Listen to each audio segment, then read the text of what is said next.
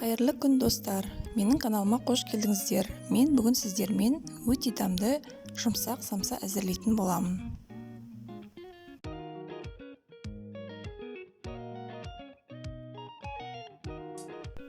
Алдымен қамыр илейміз.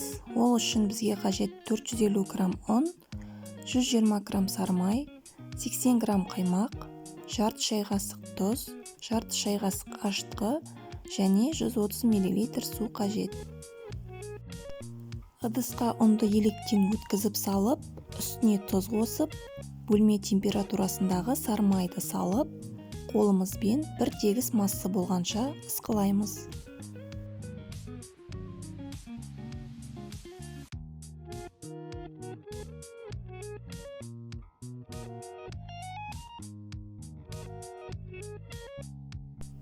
Одан кейін ашытқы мен қаймақ салынған суды массамызға құйып, жұмсақ қамыр илейміз. Қамырда кесектер болмауы керек. Қамыр қолға жабысып қалмас үшін аздап ұн себуге болады. Бір тегіс болғанша илейміз. Қамырдың дайын болғандығының негізгі көрсеткіші ол жұмсақ, серпімді және қолымызға жабыспауы керек. Дайын болған қамырды ас пленкасына орап, оны жұмыс бетіне қалдырамыз, немесе тоңазытқышқа салып қоямыз. Қамыр 20-30 минут демалуы керек. Енді ет салмасын әзірлейміз. Пиязды ұсақтап турап, қолымызбен сығамыз, сонда пияз шырынын береді. Салманы әркім өз қалауынша жасай алады. Мен өз жағдайымда дайын фаршты пайдаландым. Негізі етті ұсақ қылып квадраттап турап саламыз. Одан кейін тауық етін кішкентай квадраттап турап салдым. Тұз бен бұрыш салып, бәрін мұқият араластырамыз.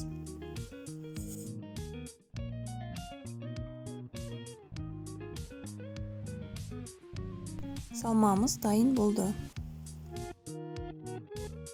Қамырымызды үлкен жаңғақтың көлемінде тең бөліктерге бөліп аламыз.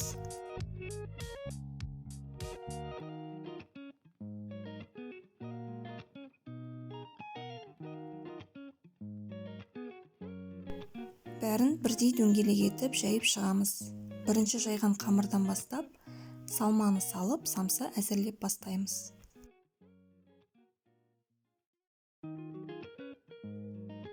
Салмамызды ортасына салып, шеттерін ортасына бүктеп, қысып шығамыз және өреміз. Өз қалауыңызша самсаны 3 бұрышты, 4 бұрышты қылып, әртүрлі формада жасауға болады.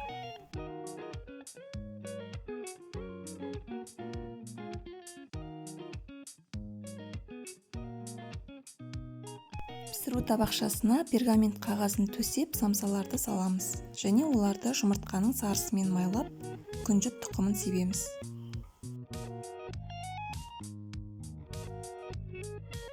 Екі 220 градусқа дейін қызып тұрған пеште қызарғанша 30 минуттай пісіреміз. Самсамыз дайын.